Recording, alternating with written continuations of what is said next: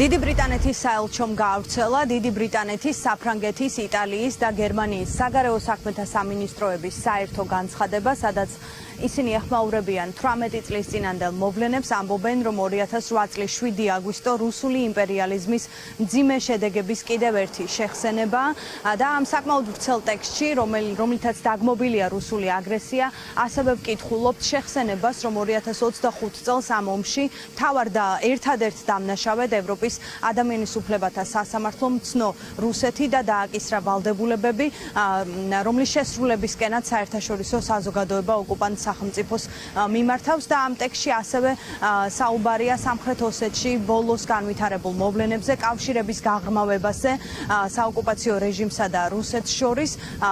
დიდი ბრიტანეთის საელჩოს მიერ გავრცელებული განცხადება, რომელსაც ხელს 4 სახელმწიფოს საგარეო საქმეთა სამინისტრო აწერს, ნათქვამია ამ განცხადებაში ნათქვამია, რომ ეს მცდელობები რუსეთის მხრიდან მათგან უპასუხოდ არ დარჩება.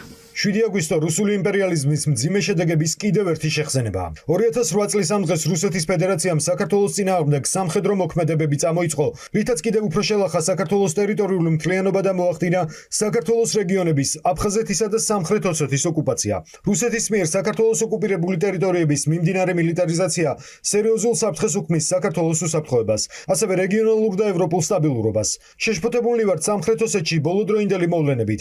2026 წლის 9 მაისს მოსკოვსა და სამხრეთ ოსეთის დე-ფაქტო ხელისუფლებას შორის ხელმოწერილი ალიანსისა და თანამშრომლობის გაღრმავების შესახებ შეთანხმება კიდევ უფრო არღვევს საქართველოს სუვერენიტეტსა და ტერიტორიულ მთლიანობას და წარმოადგენს საერთაშორისო სამართლის აშკარა დარღვევას. ეს დოკუმენტი ისევე როგორც რეგიონის სათავეში რუსეთის მოქალაქის დანიშვნა აძლიერებს შეშფოთებას რეგიონის შესაძლო სრულმასშტაბიანი ანექსიის თაობაზე, რაც უპასუხოდ არ დარჩება.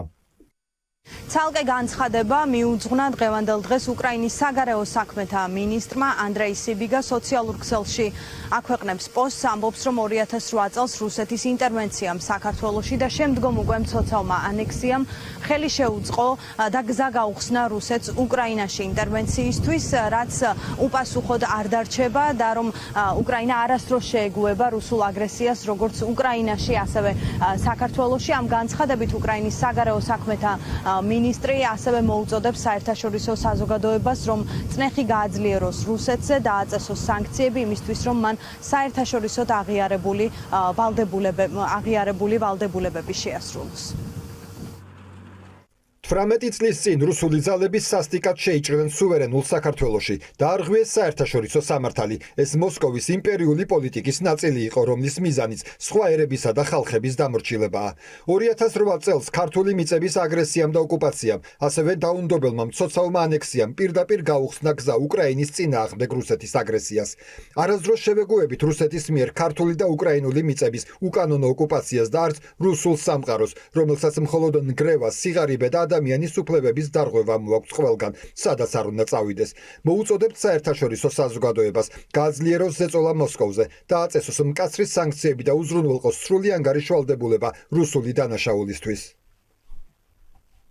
ჩვენ ახლა მუხათგვერდის ძმათა სასაფლაოზე ვიმყოფებით, სადაც დილიდან აქ მოდიან პოლიტიკური პარტიების წარმომადგენლები, ისინი პატივს მიაგებენ აგვისტოს ომში დაღუპული გმირების ხსოვნას და მედიასთან კომენტარებში იხსენებენ 18 წლის წინანდელ მოვლენებს, ამბობენ, რომ ეს თემა არ შეიძლება იყოს პარტიულ ჭრილში განსახილველი და პარტიებს შორის დაპირისპირების საგანი, რადგან ფაქტი არის ერთი და შეუცვლელი, რომ რუსეთმა დაიწყო 2008 წელს ომი, რომ რუსეთი არის ამ ომის მთავარი და ერთადერთი დამნაშავე და ისინი ამ თემაზე და ამ მიმართულებით საუბრის დროს საუბრობენ ასევე სახელისუფლებო პარტიის ბოლოდროინდელ რიტორიკაზე. ძალიან სამწუხაროა, რომ 18 წლის შემდეგაც ჩვენ კვლავ გვიწევს ბრძოლა თავისუფლებისათვის, კვლავ გვიწევს ბრძოლა საქართველოს ერთიანობისთვის და სამწუხარო არის ის, რომ კვლავ გვიწევს დავა იმასთან დაკავშირებით, რომ თუ როდის